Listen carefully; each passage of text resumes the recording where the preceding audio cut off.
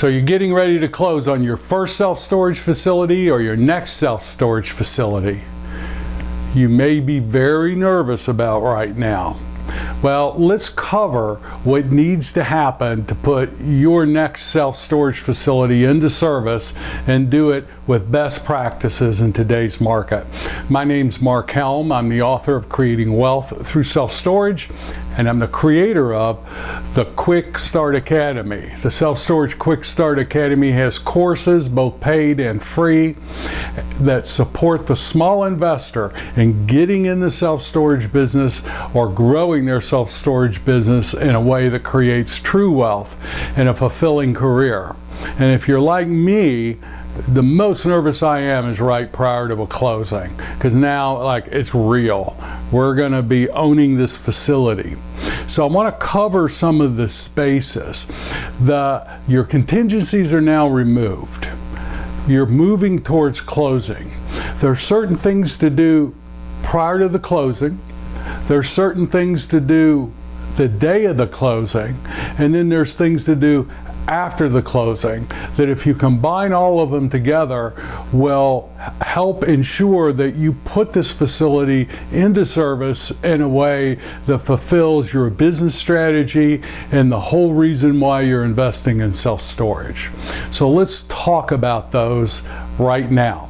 Now, I don't want to go into a lot of detail here, but what I want to do is, like we've been doing in this Getting Started series, is cover the spaces one goes through. Because literally exactly what you should do will be very different than what the person next to you should do. A lot depends on your business strategy, how you're organized, what type of loan you have, what type of operating system you're using. But what I want to do is cover in general the spaces we go through. So let's talk about prior to the closing. The whole goal of all your activities prior to the closing is to make the closing and the transfer of ownership a non-event. Not a big event for your customers in particular, and not that big of an event for any employees that may be staying there. So there's a lot of work to do up front. So here's some of the spaces that we address and some of the things that we do prior to the closing. The very first thing is to get your operating system ready to go. As I've said in other articles, we use SiteLink, but there are a lot of good operating systems out there. You can go to the resource page of creatingwealththroughselfstorage.com or go to the ISS or the SSA and look up the vendors for the self-storage software. All of them are good. I've used a number of them. They've all been very good. We just happen to use SiteLink right now. And usually what we do is about a week to 10 days prior to the closing, we will make sure that our vendor, in this case SiteLink, inputs into the software the current rent roll. Then we will get that back from them prior to the closing. And what we do is we literally run that system parallel with the seller. So in other words, if somebody moves out, we move them out of that, even though it's not live yet. If someone moves in, we move them in. And the whole purpose of running that parallel with the seller, so that the day of the closing, it's exactly right. Nothing needs to happen at the closing. The day of the closing, it just switches on, the old one goes off, and your system is accurate to the date and already inputted and running. The next space to cover, and we usually start on this the moment we get the operating system back from our vendor, but prior to the closing, is getting your credit card processing set up and ready to go. Now, it doesn't sound that complicated. The biggest headaches I've had in life are these dang credit cards. I don't understand, maybe it's my credit card karma, but I have had a lot of issues getting credit cards set up right, to have them be running on the day of the closing. Sometimes it's a week before I can start running American Express. My coaching is start early, start often, and do what you can to get the credit cards set up correctly. So at the day of the closing, 1 minute after you take title to it and somebody walks in with the card, that card will go into your account. So work with your the vendor for your operating system, work with your bank, and work with your credit card processing vendor. Get that set up early. And then the next kind of space that we address are employees. Now, not everyone will have employees, but most of us will, many of us will. So you've got to decide, are you going to keep the employees that are currently at the facility? Now, I'm not going to say you should or you shouldn't. We've kept some and had great luck. We've kept some and terminated them. Some companies always replace them. Some companies always keep them. I'm not going to tell you which is best because I don't know your business strategy. But what we do is we make sure prior to the closing, we have the employees that we think we may want to keep, we have them fill out all of the employment applications, all of the documents that are required, and we create an employment file for them prior to the closing. Be sure to run background checks on them at this time, and be sure to let them know, even if you intend on keeping them, let them know, depending on which state you're in and what the state laws are, but we always let them know they're on probation. We're going to see how we work together the first 60 days, the first 90 days. They can fire us and quit, or we can, let them go and move them on to greener pastures if we need to. I'm never sure how someone's going to fit in our culture. You won't be sure either. Even if they look great and they're doing a heck of a job for the current owner, they don't always work well under a new ownership structure. So just create that from the start so it's not a surprise either way. And finally, make sure that your operating accounts, bank accounts, are all set up and running. I know that sounds silly, but make sure that your bank accounts are open, ready, that on the day of the closing you can put money in that account and start recording income and expenses the moment you take title to that property. So those are all the things we do prior to the closing.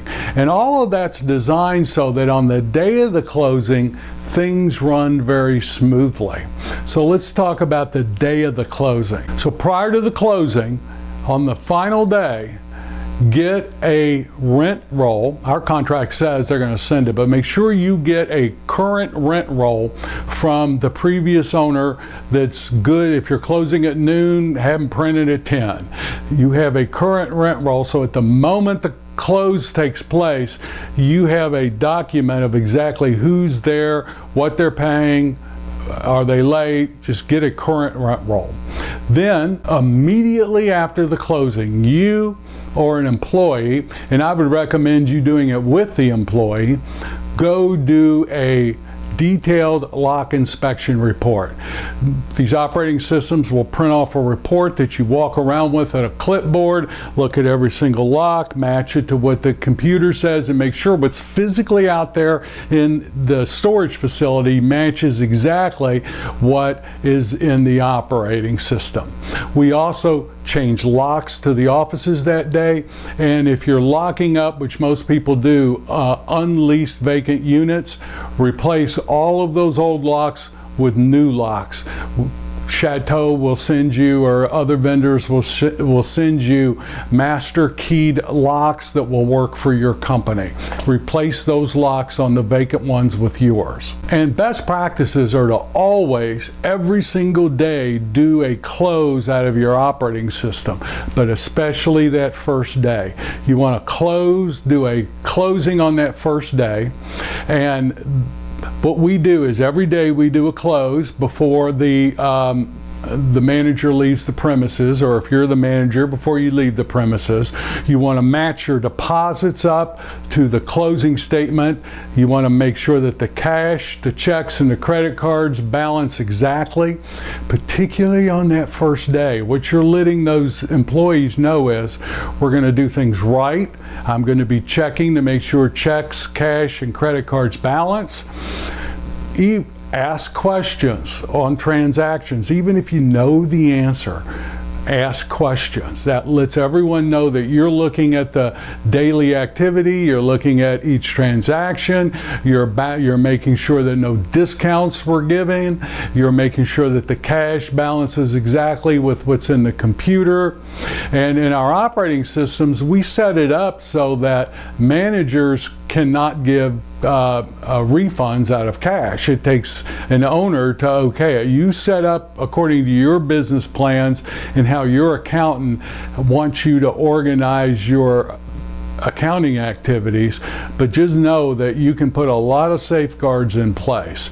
And that first day, start a close and close every single day that you're open afterwards. That way you can match the deposit with the daily activity, and you could go back 5 years from now and pull the deposit ticket and that daily close, and it'll match perfectly. And on the first day, we always have our employees that are staying there sign and receive their employee manual and their operations manual. Make sure that you've got some guidance in HR. When we were first getting going, we used Paychecks for our payroll, and they had an HR department, and they can help you, or other vendors can help you with that, or your accountant can help you. But make sure that the employees get their manual. Make sure they sign for their manual. Go over anything that you think is important in the manual, and set your HR records up right from day one. Believe me, it can make a big difference down the road if you have a disgruntled employee. Also remember, those employees are probably more nervous than you are. And after the day of the close, let's say the first 30 days, what you really want to be responsible for as an owner, even if you don't have any employees, but especially if you have employees, you want to be responsible for the culture that you create with your company. Now, I know many of you may be rolling your eyes and saying, culture, this is just a storage facility and it's just me, or it's just, I've got one employee. What are you talking about?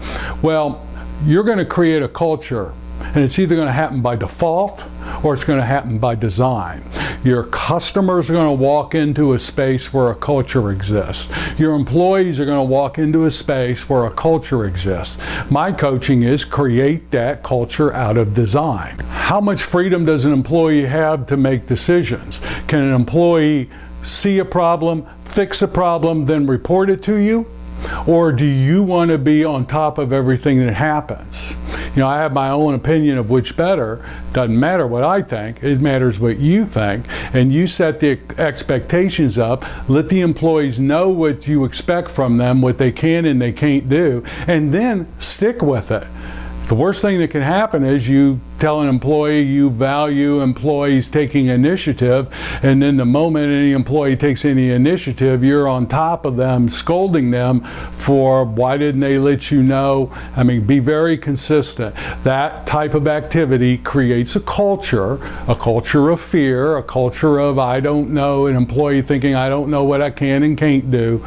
Just create your culture by design. If you're clear on what they can do and you're consistent in your behavior, those employees real quickly will know what the boundaries are, what their expectations are, and how they best can operate and help you fulfill on what you're up to. I never cease to be amazed at the ownership and how employees will really support the owners and creating the company that they want to create. I never stop being amazed at what employees will do and how they'll support you. And here are some of the best practices I suggest for the first 30 days. Like I said before, do a close every single day. Make sure that each deposit ticket that goes into the bank matches exactly a close on a daily close out of your operating system. Whoever does the close, the best practice is the manager does the close, fills out the deposit ticket, puts the deposit ticket in a safe or somewhere locked up, then someone else makes the deposit into the bank, and then a third person would do the books. Perfect scenario. Can't always be perfect, but what you don't want to do is have someone else close it out, make the deposits, and then do the books. You want checks and balances on all of them. Work with your accountant if you're not clear on how to set up best practices, but just know that there are best practices in place, especially with cash. We have some of our facilities, 60% of the money still comes in cash. Usually it's more like 40 to 35 or 30%, but still in the self-storage business, there's a lot of cash. Make sure you have safeguards in place. Ask questions of the managers, even if you know the answer about the cash. Ask questions so they know you're looking, and set up whatever safeguards you want in the operating system that would require cash back to anyone go through you, whatever you're comfortable with. Set up regular physical inspections of the property. In this episode, if you go to creatingwealththroughselfstorage.com/134, there'll be two documents. There'll be a facility takeover checklist we have, and then there will be a facility inspection report. On the day one, the day of the closing, we tell the manager what we expect when we come into the facility, what a vacant unit should look like when someone goes and looks at it. And we literally have a checklist, and our operations manager or somebody on a regular basis goes to that facility, goes down that checklist and fills it out. We give that checklist to the manager so that the manager knows what's expected of him and how we want that facility to look.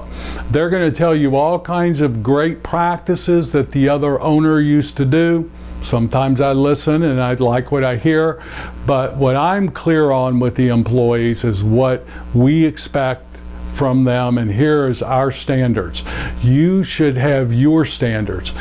Don't copy this checklist exactly, flush it through your business strategy, but create your own checklist so that the managers know what they're responsible for and what you're looking for.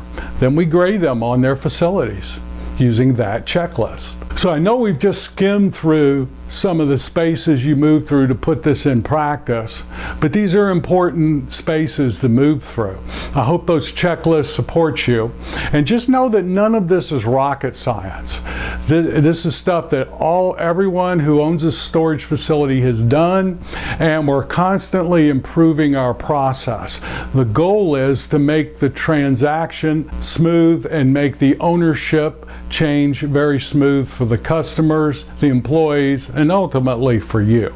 You want to create a great asset that fulfills on the whole reason you're in the self-storage business. Also, for details on what are the 5 monthly key performance indicator or benchmarks we look at monthly and we use to measure the performance of the manager and how well that facility is performing. We've covered those in other episodes, but you can click at creatingwealththroughselfstorage.com episode 134. I will have a link to the 5 KPIs ebook, and if you don't have it, it might be a good book to have.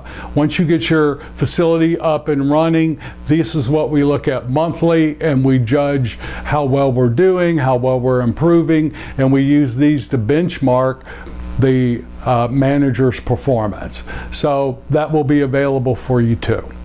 Well, thank you very much. This will conclude the Getting Started series. My intention here was to walk you through some of the best practices in the spaces, from creating your business strategy all the way to putting your first self-storage facility into service. I hope this has served you, and go back and review this as you start going through the next or your first transaction. My name is Mark Helm. I'm the author of Creating Wealth Through Self-Storage, and I'm the creator of the Storage World Analyzer. That is the financial analysis tool we use to model the performance of all our facilities before we close on them. If you're not using it, explore it, creatingwealththroughselfstorage.com or storageworldanalyzer.com. And I will see you next week, and thank you very much.